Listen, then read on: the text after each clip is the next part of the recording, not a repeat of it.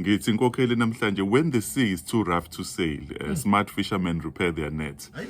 Okusho ukuthi ulwandle maligcwele mfethu lento ulaka ikebhe engakwazi ukusayila kahle. Kuthiwa mfethu abadobi abahlakaniphile, what they do ngaleso sikhathi mfethu ukuthi balungisa amanet. Into interesting ngalonto kuthiwa laba abadobi mfethu abayifold izandla kodwa balungisa amanet. Into mfethu engicabanga ukuthi interesting lena ukuthi ungathi uobsessed ngefishing, but mabona ukuthi ongazothi isikhathi asekuvumeli ngaleso sikhathi ukuthi wenze fishing. Khona eminye imisebenzi okuzomela uyenze, ulungisa amanet. Ungathi kuyabhora ukulungisa amanet because wonke umuntu obsessed ngongena olwandle nesikebhe sakhe adobe. Kodwa khona izinto ekuzofana ukuba ngathi zikwehlisa isithunzi, umdobo odumile owaziwayo ukuthi wena unzima ubamba ofisha abakhulu. Kodwa nakho usuyithola usulungisa amanet. Kungani mfethu ngikhuluma kanjena mfethu, isonto edlule bekade sibungaza umatikuletsheni mfethu. Ukhona nje ongilalele manje usegraduateile, yonke into ihamba kahle. Engifuna ukusho ukuthi mawukuthi into ofuna ukuya kuyo akuyeki kuyona, ungayifold izandla, lungisa amanet. Do not fold your arms, lungisa amanet. Ngicela ukwenza isibonelo mfethu, ngisafunda eMgungundlovu mfethu. Benginakho ke yona enkokhela ukuthi ngama-holiday ngithole ngishaya ingadi, ngisebenza ko-construction eNhlokodaka. This one time isonto ebengikhonza kulo lingasesikoleni mfethu enyuvesi lapha eMphithi. What happened, banginikeza mfethu umsebenzi during ma-semester, kuphela isemester. Mfethu ngayithola sengikhuhla u-ceiling board, yabo. Ngayithola mfethu ngikhuhla u-ceiling board ngama-holiday mfethu.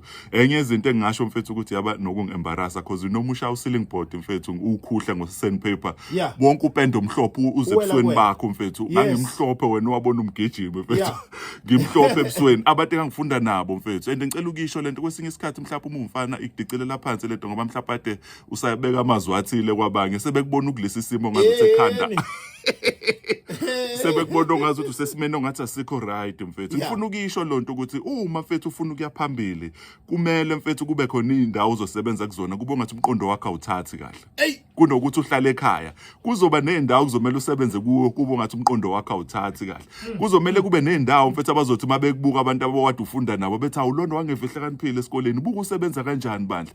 Bakudabukele kanti wena uyazi ukuthi no, I'm repairing my net. It's because I know ukuthi the ocean or the sea is too rough for me to sail right now. Khona umuntu ongenayo imali right now, but kuzofana ayopheka mfethu ezitolo, kuzomela mfethu asebenze kumathili, asebenze kuwonke ama positions ongawacabanga, not ngoba siwabukela phansi, but it's because you know where you're headed. And mfethu sengivala mfethu. Angeke ngikwazi mfethu ukukhuluma kanjena ngingaconclude kanje. Ngisebenze nabantu abaningi mfethu ababethi bayolungisa amanet, but ngenxa yokulekha kwediscipline bayithola mfethu sebeba consumed ngokulungisa amanet.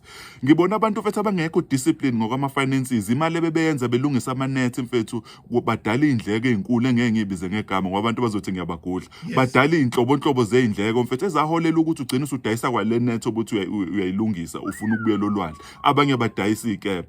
Ngenkathi uthola lo msebenzi owubiza ngesibambiso, enza sure ukuthi discipline uba nayo ngoba uma ungabanga nayo uzokhohlwa la uyakhona. Ukhohlwa ukuthi wena the reason why you're repairing those nets is because there's a sea that is waiting for you. God is love.